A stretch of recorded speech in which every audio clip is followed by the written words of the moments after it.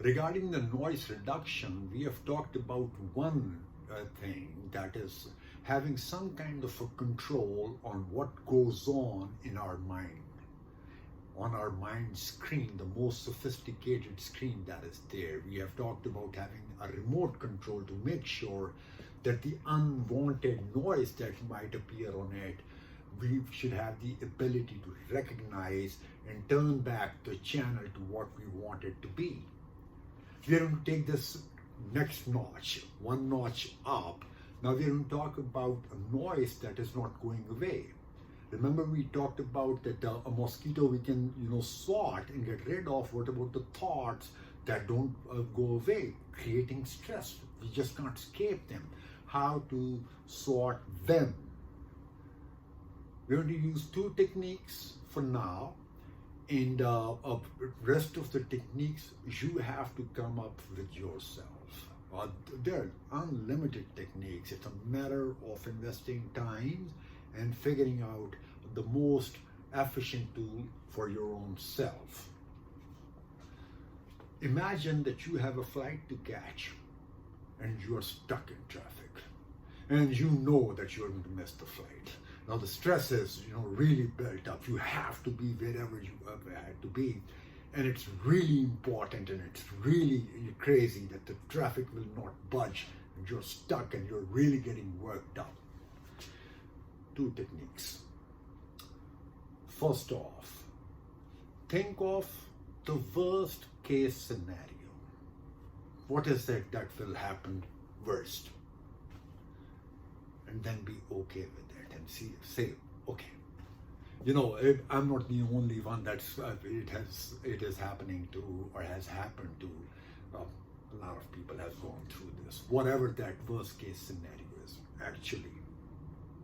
I mean, even if you take it to a morbid, extreme of kids being killed in front of parents, that has also happened to people. Whatever is our worst case fear, that is like really, not letting us go, face it squarely and say, okay, fine, I'll be okay with it. That's one technique. Second technique is pleasant, more pleasant than the first one. Think of all the positive upsides that we are unable to see all the time. There was a true story. A guy missed a flight and the flight crashed. Upside. We never know what good can come out of it. There's a story that in older times, one of the guy, he was a wise man in his village, his horse ran away, and all the villagers came and said, we are so sorry to hear that, because horses back in those days were like expensive commodity. They were like a limousine or a car or something. So the wise man said that, I don't know if it's good or bad. And the villagers said, you have lost your horse, so what good can that be?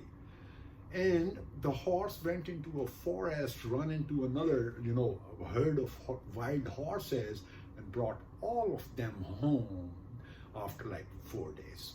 And all the villagers came and they said, wow, you were right. This is awesome. Now you're a rich man. And the wise man says, I don't know if it's good or bad. And they said, now you are a rich man. What bad that can be?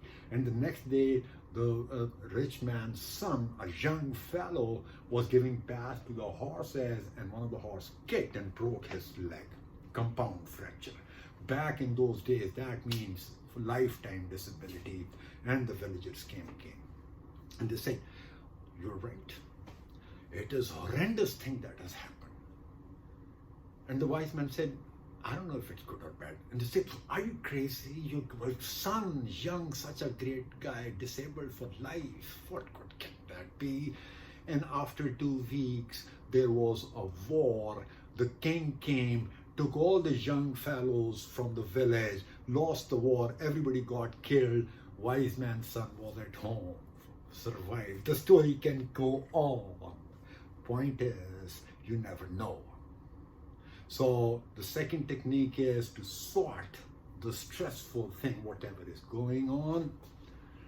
tell yourself there are upsides that I'm not thinking of, and try to think of those upsides.